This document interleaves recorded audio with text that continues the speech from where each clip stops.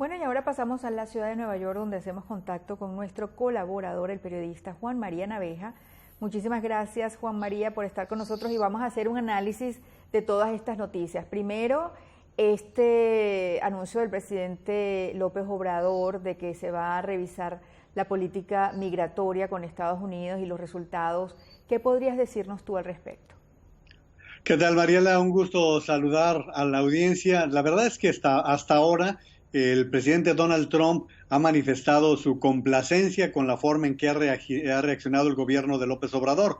No perdamos de vista de que hay cerca de 26,000 elementos de las Fuerzas Armadas que están custodiando en la frontera sur y la frontera norte después de la amenaza que estableció Donald Trump de fijar aranceles en contra de México si no había un freno en el flujo migratorio. Hay que reconocer que se ha detenido considerablemente este flujo porque en el sur, particularmente en el estado de Chiapas, ha habido un freno muy importante, pero pues también habrá que reconocer, Mariela, que hasta ahora ha sido un freno muy brusco, duro, en donde todos aquellos que quieren llegar a Estados Unidos han sido contenidos. A esto añadamos lo que ha sucedido ya con Guatemala, que aceptó ser tercer país, la posición del gobierno de Trump de convertir también a Panamá en tercer país, una manera de ir frenando de alguna manera este flujo migratorio. Pero por lo que hace a México concretamente, hay una complacencia de parte de los dos gobiernos. Creo que el 10 de septiembre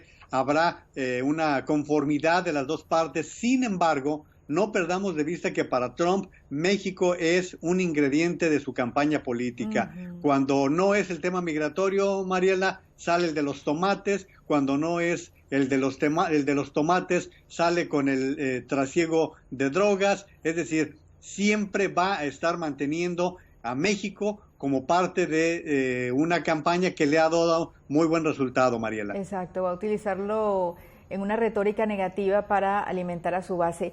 Ahora, Juan María, pasemos a el tema de la reunión del grupo de los 7, de los países más industrializados del mundo. En tu opinión, ¿cómo se vio la participación de Estados Unidos representada por el presidente Donald Trump frente al resto de los países industrializados? Preocupante, Mariela. Me parece calamitosa la actuación del presidente Donald Trump y lo voy a sintetizar en algo que Univisión lo ha exhibido. De 8 posiciones, 7 fueron mentiras y todas van en temas fundamentales.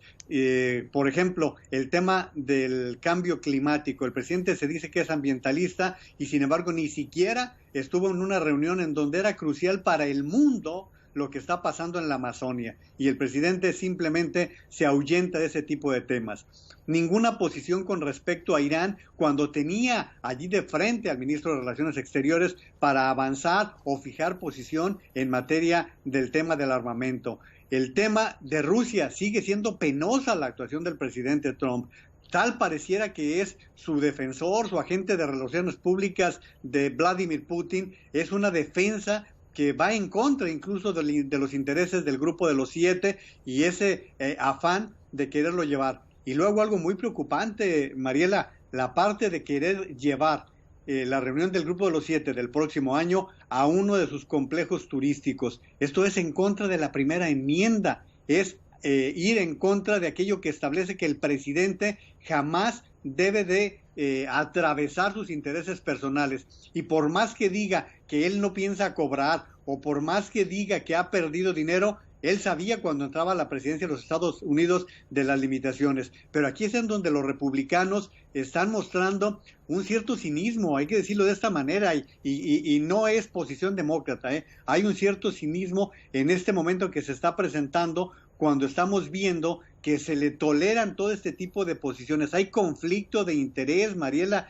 en cuando el presidente está queriendo organizar un evento en uno de sus complejos turísticos. Y justamente hablando de los republicanos, como vimos al principio del noticiero, es que ya le han salido voces disidentes y ya 2 candidatos se presentan para las primarias republicanas, aunque no tienen el apoyo del comité republicano. ¿Tú qué piensas de estas voces que empiezan a levantarse, a pesar de que el presidente cuenta con un 84% de aprobación dentro de las personas que se consideran republicanas?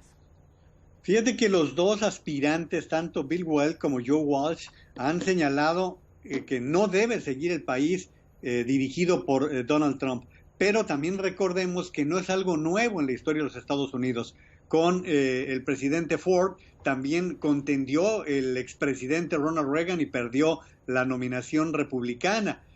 No es pues la primera ocasión. También a George W. Bush le salió un contendiente. Es muy difícil que un presidente en funciones, y más aún con un presidente que presume una situación económica tan estable como la que hay hasta ahorita, como la que tenemos hasta ahora en los Estados Unidos, sin tomar en consideración los riesgos de una situación económica inestable en todo el mundo. Y bueno, pues esta bonanza hace muy difícil que un aspirante republicano pueda desbancar al presidente Donald Trump. Juan María, y en términos de cómo ve la población internacional la contienda por la candidatura demócrata, ¿hay algún favoritismo en términos de cómo lo ve el resto del mundo? ¿Hay algún candidato que las personas puedan decir, ese es el que nos gusta, visto desde fuera?